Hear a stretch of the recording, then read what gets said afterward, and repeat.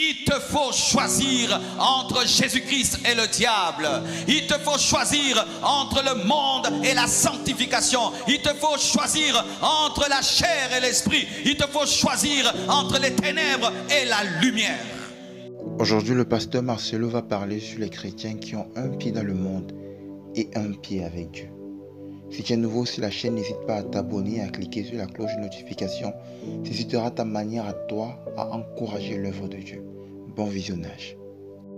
Et la Bible présente un jeune garçon qui s'appelait Tychus. Il n'était pas assis au bon endroit, il n'était pas au bon lieu.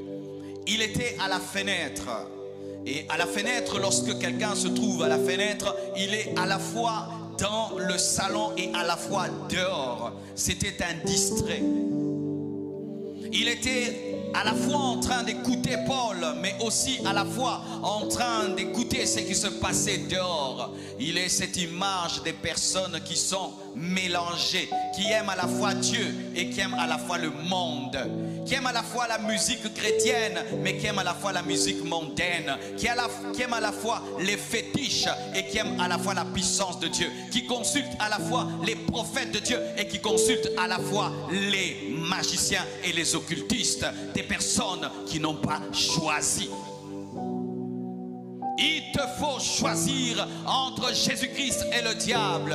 Il te faut choisir entre le monde et la sanctification. Il te faut choisir entre la chair et l'esprit. Il te faut choisir entre les ténèbres et la lumière. Vous devez quitter vos fenêtres.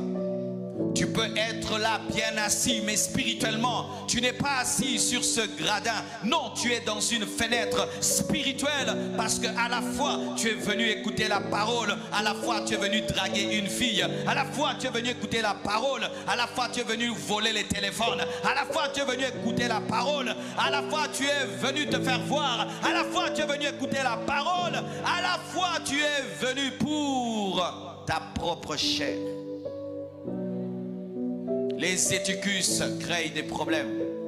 Alors qu'il était à la fenêtre, la Bible nous dit qu'il fut pris par un sommeil et il est tombé pas du côté de la chambre, mais de l'autre côté, et il est tombé mort. Pourquoi? Il était à un mauvais endroit. Il était à un mauvais endroit, à un endroit qui était dangereux et qui a causé sa mort. Et j'aimerais vous dire, il y a des endroits qui causent la mort. Des endroits où il ne faut pas être. Des endroits où il ne faut pas demeurer. Et je prie qu'aujourd'hui, par cette parole et par le Saint-Esprit, Dieu puisse te sortir de ta fenêtre, te sortir de cet endroit et qu'il puisse t'amener là où il y a la vie, Jésus-Christ de Nazareth. La chambre symbolise Christ. La chambre symbolise la sécurité. La chambre symbolise la parole de Dieu. Vous devez quitter vos fenêtres de compromission et entrer réellement et à 100% dans la parole. Dieu est fatigué des chrétiens mélangés. C'est ça la caractéristique de l'église des temps de la fin. Des églises tièdes. Des gens qui à la fois prient mais à la fois ils trichent à l'école. À la fois ils prient mais ils volent au travail. Ils sont dans la corruption au travail mais ils prient en d'autres langues. Ils prient en d'autres langues avant de quitter la maison. Et quand ils vont au boulot, ils se comportent comme tout le monde. Dieu est fatigué des chrétiens tièdes. Vous devez choisir. Vous devez choisir. Vous devez choisir. Dieu n'est pas un fétiche. Dieu est une personne. Ton fétiche, le matin, tu le secoues un peu et puis tu l'oublies dans ta chambre et tu fais tout ce que tu veux. Mais Jésus n'est pas un fétiche. Tu dois entretenir une relation profonde avec lui et tu dois te consacrer à lui à 100%. À 100%.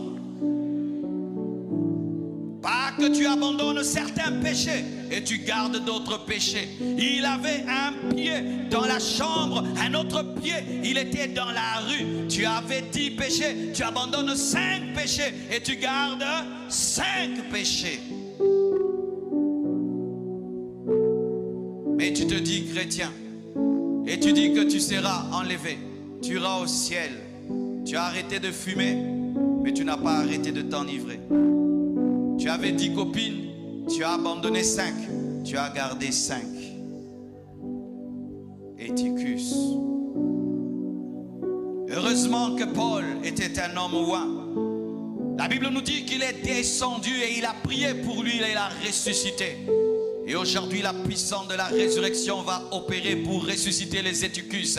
Je dis, la puissance de la résurrection va opérer pour ressusciter les Eutychus. Et ici, il y a plus que Paul. Il y a Jésus-Christ de Nazareth, le roi des rois, le Seigneur des seigneurs, le chemin, la vérité, la vie. La résurrection est ici. Si cette parole t'a touché et que tu n'aimerais plus avoir un pied à l'église et un pied dans le monde, un pied à l'église, un pied dans les boîtes de nuit, un pied à l'église, un pied chez les marabouts, et que tu aimerais sincèrement te réconcilier avec ton Père et te donner totalement, entièrement à Dieu, j'aimerais que tu saches ceci. Jésus-Christ est capable de faire en sorte que tu donnes ta vie à Christ et que tu donnes entièrement à lui. La puissance du Saint-Esprit est assez disponible à faire en sorte que tu puisses te donner entièrement, malgré toute difficulté de la terre, tout obstacle. Il est capable de faire cette chose-là.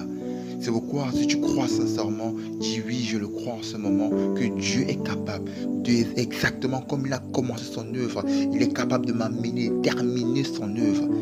La Bible déclare ceci, il veille sur sa parole pour l'accomplir. Il est l'alpha et l'oméga. C'est lui qui commence et c'est lui qui termine. Si tu aimerais avoir cette nouvelle intimité avec Dieu, j'aimerais t'inviter avec cette prière. Seigneur Jésus, je reconnais que j'ai péché. Je reconnais, Seigneur, que j'ai été éloigné de toi. Je reconnais que j'étais positionné à la fenêtre. Oh du Seigneur, je reconnais mon tort. Oh du Seigneur, je reconnais mes fautes. Je me réconcilie avec toi. Je te donne ma vie, Seigneur Jésus. Transforme-moi. Libère-moi de la puissance du diable. Fais-moi vivre ta puissance de la Pentecôte. Fais-moi vivre ton Saint-Esprit. Fais-moi expérimenter ta gloire.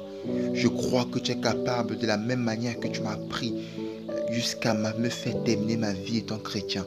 Je crois que tu es capable de faire en sorte que je vis totalement dans la sanctification. Je crois que tu es capable que je te donne ma vie entièrement et non pas en détail. Que la gloire et la puissance de Dieu te touche là où tu es, mon frère et sœur Christ. Au nom de Jésus-Christ. Amen.